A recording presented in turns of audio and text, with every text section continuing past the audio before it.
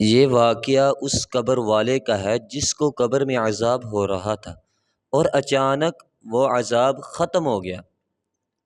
آج میں قبرستان میں آیا اپنے عزیز و اقارب کے لیے دعائے خیر کرنے، اور میں کہتا ہوں کہ یا اللہ، قبر ہمیں دن میں 10 مرتبہ یاد کرتی ہے، ہم ایک بار بھی یاد نہیں کرتے۔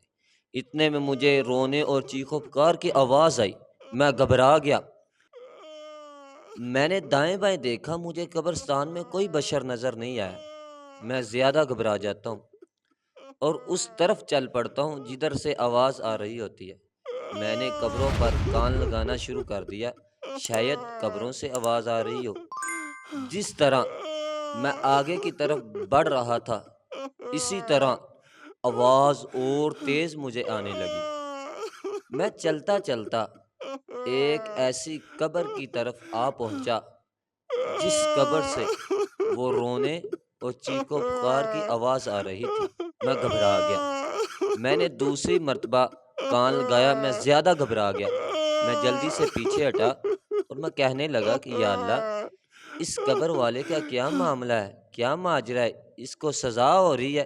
میں یہ کہہ کر جانے لگتا ہوں اور اچانک آواز آئی، میں گھبرا گیا۔ پیچھے دیکھا، اسی قبر کے سرانے کی جانب ایک رونما مردہ کھڑا ہے، وہ مجھے اپنی طرف بلا رہا ہے۔ میں اس کے پاس جاتا ہوں اور میں کہتا ہوں، کیا آپ اس قبر سے نکلے ہیں کہ اندر سزا ہو رہی تھی؟ جی ہاں، میں اس قبر سے ہی نکلا ہوں۔ میں کہتا ہوں، بہت خوفناک آوازیں آ رہی تھی اس سے۔ وہ کہتا ہے، جی ہاں، قبر مجھے بہت بری طرح مڑوڑ رہی تھی، دبا رہی تھی، اس کے اندر مجھے سخت سزا ہو رہی تھی۔ میں کہتا ہوں کہ مجھے بتلاؤ، میں آپ کے لیے کیا کر سکتا ہوں جس کی وجہ سے اللہ تعالیٰ آپ سے اس عذاب کو ٹال دے، دور کر دے۔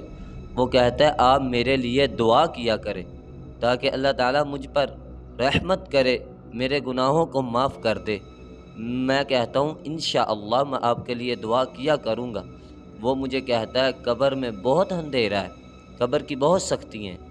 میں اس سے باتیں کر رہا ہوتا ہوں، وہ میرے سے باتیں کر رہا ہوتا ہے، اور اچانک میں سامنے دیکھتا ہوں کہ وہ رونما مردہ غائب ہو جاتا ہے۔ میں گھبرا جاتا ہوں کہ رونما مردہ کہاں گیا، ابھی تو ادھر تھا۔ میں جلدی جلدی اس قبرستان سے نکلتا ہوں اور اپنے گھر کی طرف چلا جاتا ہوں۔ جب اگلے دن میں قبرستان آیا اپنے عزیز و اقارب کے لیے دعائے خیر کرنے، اور اپنے ہاتھوں کو قبر پر کھڑا ہو کر بلند کرتا ہوں، دعائے مغفرت، دعائے خیر کرنا شروع کر دیتا ہوں کہ یا اللہ، ان قبر والوں پر اپنی رحمت فرما، ان کو بخش دے۔ جب میں نے اپنی دعا کو مکمل کیا اور قبر پر ہاتھ پھیرنا شروع کر دیا، قبر کو درست کرنا شروع کر دیا، جب میں گھر کی طرف جانے لگا اور اچانک میرے ذہن میں خیال آیا کہ کل اس قبر والے کو عذاب ہو رہا تھا، آج میں دیکھوں تو صحیح، کیا آج بھی اس کو عذاب ہو رہا ہے؟ میں اس قبر کی طرف چل پڑتا ہوں۔ پھر میں نے اس آواز کو محسوس کرنا چاہا جو مجھے کل آ رہی تھی۔ میں نے کان لگایا، کوئی آواز نہیں آ رہی تھی۔ پھر میں نے اس قبر کے سرانے کی جانب دیکھا جدھر میں نے کل رونما مردے کو دیکھا تھا، وہ بھی آج نہیں تھا۔ میں نے اللہ تعالیٰ کا شکر ادا کیا کہ یا اللہ، تیرا شکر ہے، اور میں اپنے گھر کی طرف چل پڑتا ہوں، اور اچانک مجھے آواز آئی۔ میں گھبرا گیا، میں نے دائیں بائیں دیکھا، مجھے کوئی بشر نظر نہیں آیا۔ پھر میں نے پیچھے دیکھا، وہی کل والا رونما مردہ مجھے نظر آیا، وہ مجھے اپنی طرف بلا رہا ہے۔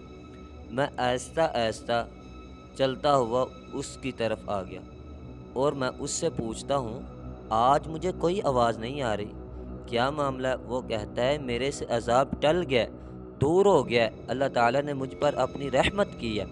اور میں اس سے پوچھتا ہوں، یہ عذاب کیسے ٹل گیا، کیسے دور ہو گیا، کیا وجہ بنی؟ وہ مجھے کہتا ہے، آج پہلے دن میرا بچہ مسجد کے اندر قرآن مجید کو حفظ کرنے کے لیے گیا، آج اس نے قرآن مجید کو حفظ کرنا شروع کر دیا، جس کی وجہ سے اللہ تعالیٰ نے میرے سے اس عذاب کو ٹال دیا، دور کر دیا۔